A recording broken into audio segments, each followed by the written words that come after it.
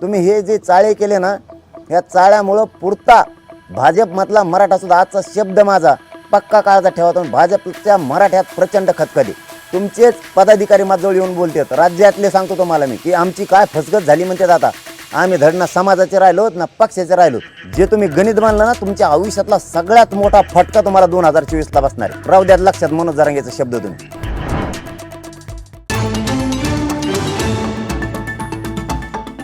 तुम्हाला कळत नाही का? तुम्ही इतके जे पश्चाताप वाटा करायला लागलात मराठ्यांच्या विरोधात गेल्यामुळं. फडणवीस साहेब तुम्हाला सांगतो, तुम्ही हे जे चाळे केले ना, या चाळ्यामुळं पुरता भाजपमधला मराठा सुद्धा आजचा शब्द माझा पक्का काळाचा ठेवा. तुम्ही भाजपच्या मराठ्यात प्रचंड खतखते. काही अडचणीपोटी ते तुमच्या आसपास फिरतात. पटवून घ्या मनोज जरांगेचा शब्द. तुमच्या आसपास नाविलाजाने फिरतायत. एकाही नेत्याला वाटत नाही आता जातीच्या विरोधात कसं जावा. तुमचेच आमदार, तुमचेच पदाधिकारी माझ्याजवळ येऊन बोलतात, राज्यातले सांगतो तुम्हाला मी, की आमची काय फसगत झाली म्हणतात. आता आम्ही धड ना समाजाचे राहिलोत ना पक्षाचे राहिलोत. पण नाविलाजाने तुम्ही थोडे थोडे कामं दिल्यामुळं, काही केल्यामुळं ते चिटकून येत. तुम्हाला जे तुम्ही गणित मानलं ना, तुमच्या आयुष्यातला सगळ्यात मोठा फटका तुम्हाला 2024ला बसणार आहे. राहू द्या लक्षात मनोज जरांगेचा शब्द. तुम्ही सगळ्यात मोठा तुमच्या आयुष्यातला, जिंदगीतला सगळ्यात मोठा पश्चाताप तुम्हाला ते असणार आहे.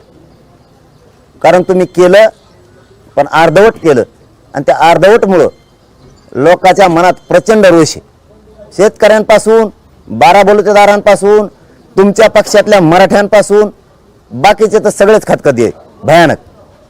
मुस्लिम असू द्या, दलित असू द्या, तुम्ही बारा बलुतेदाराचा विषय घ्या, बंजारा समाजाचा विषय घ्या, तुम्ही कायकाडी समाजाचा घ्या, महादेव कोळीचा घ्या, तिकडच्या पलीकडच्या पट्ट्यातले म्हणजे खानदेशच्या कोपऱ्यातले आणि मुंबईच्या कोपऱ्यातले जेवढे आदिवासी आहेत ना, सगळे परेशान आहेत. नाही राहिले त्या लोकांना वावर. आता त्यांना कोणतं आरक्षण खाऊन देताय तुम्ही? आदिवासींचे काय प्रश्न सोडले? आजच दऱ्याखोऱ्यात कष्ट करतोय तो. तुम्ही मतदानापुरताच उपयोग घेणार का लोकांचा? तुम्हाला जाणीव नाही का लोकांच्या प्रश्नाची, अस्मितेची, त्यांच्या भविष्याची? तुम्हाला फक्त तुमच्याच गरजा भागायचं का? दैनंदिन गरजा सत्तेत येऊन पद भोगून तुम्हाला काहीच कळत नाही का? ज्या जनतेनं आपल्याला तिथं बसवलंय त्यांचे प्रश्न आपण मार्गी काढले पाहिजेत. त्यांना धोपाटलं नाही पाहिजे. तुम्ही उठले सुटले ईडी, उठलं सुटलं SIT. अहो त्यांनी कशी सत्ता येईल? भेटेल तर कवर भेट असतं माणूस. नरड्या लिहूस तर तुम्हाला ते माकडाची गोष्ट माहिती आहे ना फडणवीस साहेब? नरड्या लिहूस तर कोणी जगतं, शेवटी पायाखाली टाकावं लागतं. शेवटी जनता आहे आणि हा शेतकरी आहे या राज्यातला, हा मराठा समाज आहे. शेवटी सहन होईल तोवर होईल. लोक शेवटी विचार करणार आहेत, सरकारला काय गोळ्या घालायच्यात घालून दी, काय केसेस करायच्यात करू दी, देवेंद्र फडणवीसला काय दादागिरी करायची करू दी, देवेंद्र फडणवीसला काय मराठ्यांचे आमदार अंगावर घालायचे घालू दी. पण निवडणुकीत त्याला पाडायचं. त्याचं कारण सांगतो तुम्हाला मी. आता मराठ्यांनी सरळ ठरलं, आता तुमच्या पक्षातल्या शिक्षकांनी, व्यावसायिकांनी, डॉक्टर, वकिलांनी, हमाली करणाऱ्यांनी, रिक्षा चालवणाऱ्यांनी, मुंबईत कंपन्यात काम करणाऱ्यांनी, शेतकऱ्यांनी ठरवलंय इथं किती दबाव आणला त्यांनी. आता रॅलीला जाऊ नको, सभेला जाऊ नको, मस्तंग फिरू नको. मतदानाला जाताना गुप्त मतदान आहे.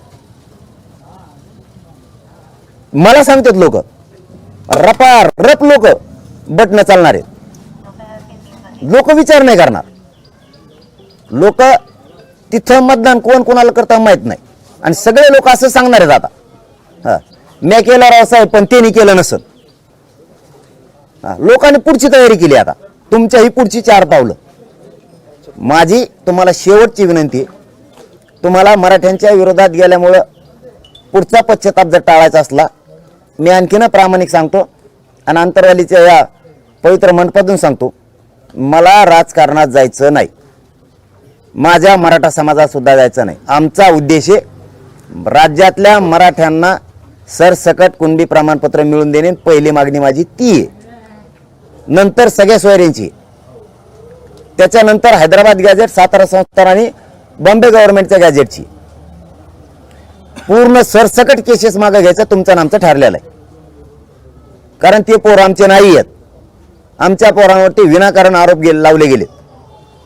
ज्या 7-8-9 मागण्या आहेत आपल्या, त्या तुम्ही आमच्या पूर्ण द्या. मला माझ्या समाजाला राजकारणात नाही जायचं. फडणवीस साहेब, तुम्हाला मी विनंती करून सांगतोय, तुम्ही हे आमचे प्रश्न निकाली काढा.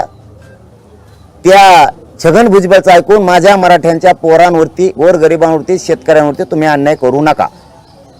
तुम्हाला जर मी राजकारणात उतारलो तर तुम्हाला जे आयुष्यात तुम्ही गणित मानलंय ना, तुम्हाला असं वाटेल एक साध्या पोरानं आपलं सगळं गणित बिघडून टाकलं. पण त्यावेळेस तुमच्या हातातून वेळ गेलेली असणार आहे. तुम्ही छगन भुजबळचं इतकं ऐकून आमचं वाटोळं करू नका.